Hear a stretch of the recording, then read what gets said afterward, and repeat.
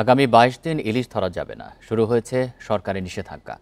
২৫শে অক্টোবর পর্যন্ত পদ্মা, মেঘনা সহ দেশের বিভিন্ন নদ নদীতে মা ইলিশ ধরা, পরিবহন, মজুত, বাজারজাত ও বিক্রি সম্পূর্ণ নিষিদ্ধ।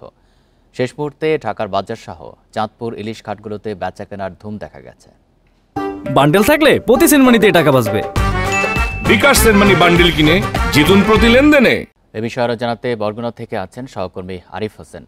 আরিফ, বরগুনাতে নিষেধাজ্ঞা কার্যকরে প্রশাসনের পক্ষ থেকে কী ধরনের উদ্যোগ নেওয়া হয়েছে, আর জেলেরা কি বলছেন এই নিষেধাজ্ঞার সময় তাদের কি চাওয়া?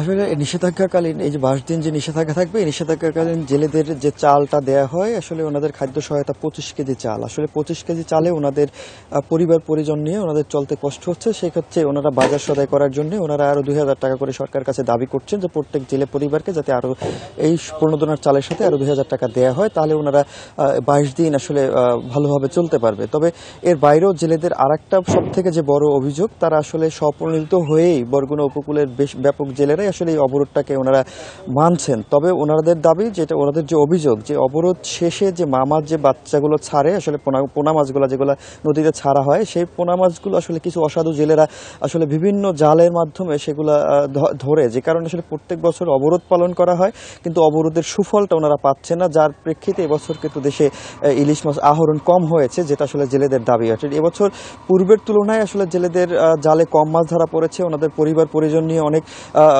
কষ্টে আসলে দিন কাটাতে হচ্ছে, এমনটা আসলে জেলেরা বলছে। তো সেক্ষেত্রে ওনাদের দাবি যাতে নৌবাহিনী যাতে হেলিকপ্টার যোগে আসলে এইসব অবৈধ জাল বন্ধে তারা কাজ করে, পাশাপাশি যে উপকূলে যে কোস্টগার্ড রয়েছে সেই কোস্টগার্ডকে আধুনিক নৌযান সজ্জিত করে এবং তাদেরকে যাতে আরও টহল বৃদ্ধি করা হয়, সেই প্রত্যাশা জেলেদের। পাশাপাশি আমাদের নৌ পুলিশ রয়েছে, নৌ পুলিশের বিরুদ্ধে কিন্তু বিভিন্ন সময় অভিযোগ থাকে, তারা অসাধু জেলেদের কাছ থেকে বিভিন্ন টাকা নিয়ে তারা এইসব অবৈধ জালগুলো পাততে সহায়তা করে। সেক্ষেত্রে এই সকল যে নৌ পুলিশ রয়েছে তাদেরকেও আন্তরিক হওয়ার আহ্বান জানিয়েছে আসলে জেলেরা।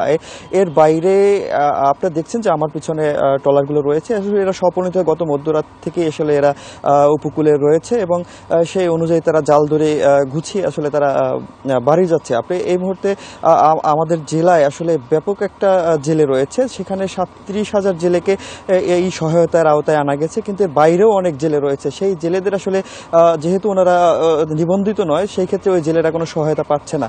তবে আরেকটা বিষয় হলো, জেলেদের বাইরেও গিয়ে কিন্তু এই মৎস্য পেশার সাথে জড়িত যেমন ঘাট শ্রমিক রয়েছে অনেক, কিন্তু সেই ঘাট শ্রমিকদের কিন্তু এই যে সহায়তার আওতায় আনা হচ্ছে না, কারণ তারা যেহেতু জেলে না, নিবন্ধিত না, সেক্ষেত্রে আসলে এই ঘাট শ্রমিকরা আওতায় আসছে না, যে কারণে এই যে দীর্ঘ সময়ের যে 22 দিন, এই 22 দিন এই ঘাট শ্রমিকরা কোনো ধরনের সহায়তা পাবে না এবং তাদের অর্ধহারে অনাহারে আসলে দিন কাটবে, এমনটাই বলছিল।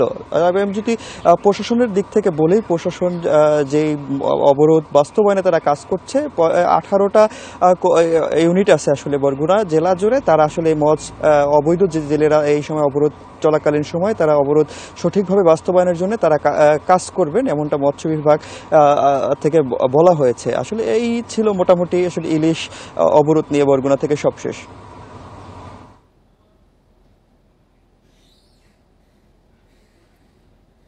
বরগুনা থেকে জানাচ্ছেন সহকর্মী আরিফ হোসেন।